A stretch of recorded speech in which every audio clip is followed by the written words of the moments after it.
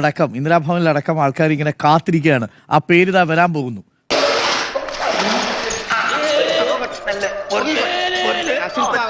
ഒരാളെ മുഖ്യമന്ത്രിയായി പ്രഖ്യാപിക്കാൻ കഴിയാത്ത ഒരു സാഹചര്യത്തിലാണ് ഹൈക്കമാൻഡ് ഉള്ളത്.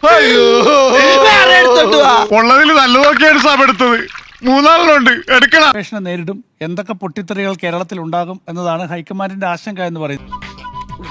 ഇവന്മാരെന്തുകൊണ്ടുണ്ടാക്കിയതാണാവോ? 2 ദിവസങ്ങൾക്കകം ഉത്തരം കിട്ടുമെന്നാണ് ഹൈക്കമാൻഡ് വൃത്തങ്ങൾ പറയുന്നത്.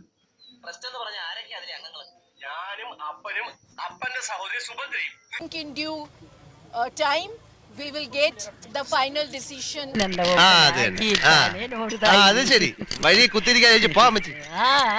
ഞങ്ങളെല്ലാവരും പാർട്ടിക്കാരാണ്. പാർട്ടിയാണ് ഞങ്ങൾക്ക് എല്ലാത്തിനും പരമപ്രധാനം. ഇതെന്റെ ടയറാ, ഇതെന്റെ ടയറാ. കോൺഗ്രസിന്റെ ഗ്യാരണ്ടിയൊക്കെ ഇനി എന്താകും എന്നറിയാൻ നമുക്ക് കാത്തിരിക്കാം. ശ്വാസം പിടിക്കാണ്ട് പോയി കിടന്ന് ഉറങ്ങടാ. നാളെ പുലർച്ചെ പണി തുടങ്ങേണ്ടതാ.